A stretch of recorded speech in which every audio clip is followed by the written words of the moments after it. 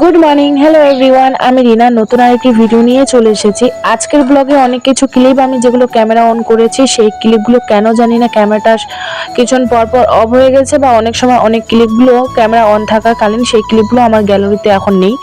জানি না সেদিন মোবাইলটা আমার পুরোপুরি অনেক রকমের ডিস্টার্ব দিচ্ছিল, আমার ভিডিও এডিট করার পরেও সেগুলো সেভ হচ্ছিল না। সারাদিনে ব্লগের মধ্যে যেটুকু আমার ক্যামেরা বন্দি রয়েছে বা গ্যালারিতে রয়েছে সেইটুকুই তোমাদের কাছে শেয়ার করছি। বাবা সকাল সকাল আজকে দুধ দিয়ে গেল, কারণ কালকে রাত্রে আসেনি, তাই এখন দুধটা ডিউটি যাওয়ার সময় দিয়ে গেল আমাকে। আমি কিছুটা রাস্তা এগিয়ে গিয়েছিলাম। তারপরে এবার চলো, কালকের কিছু দুধ ছিল, আজকের কিছু দুধ মিলে আমি সেটাকে গরম করে নিচ্ছি আবারও। যদিও দুটো দুধেই হচ্ছে গরম, তারপরে যেহেতু দুটো দুধ দুদিনকার, তাই একসাথে একবার ফুটিয়ে নেওয়াটাই ভালো। নাহলে প্রায় 1 কিলোর মতন দুধ পুরোপুরি ফেটে যাবে, আর সে কারণের জন্য আগে নিব। শুভ যেহেতু সোমবারে ওর মামা বাড়ি গেছে, এখনো পর্যন্ত ও আর ফিরেনি, তোমাদেরকে জানানো হয়নি।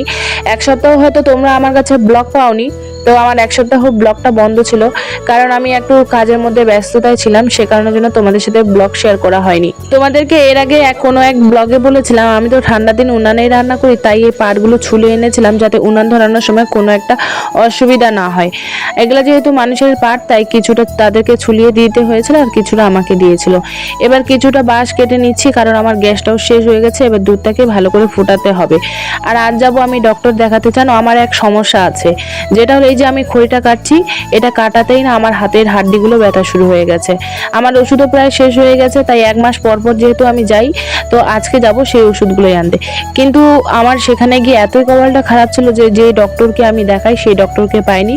অন্যান্য ডক্টররা বলে 1 সপ্তাহের ওষুধ দিয়ে বলে যে আগে ডক্টরকে চেক আপ করে নিতে, আর যখনই যাই তখনই একটা একটা করে মানে বলে, কখনো শনিবার কখনো বুধবার, মানে ডক্টরটা এত চেঞ্জ হতে থাকে, আমি প্রত্যেক মাসে গিয়ে তাকে সময় মতন পাই না।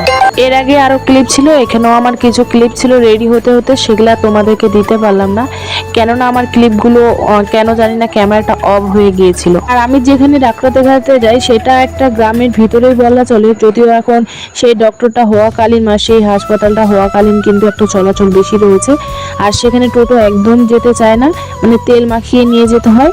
তো আজ এখানেই বিদায় নিই, সবাই ভালো থেকো।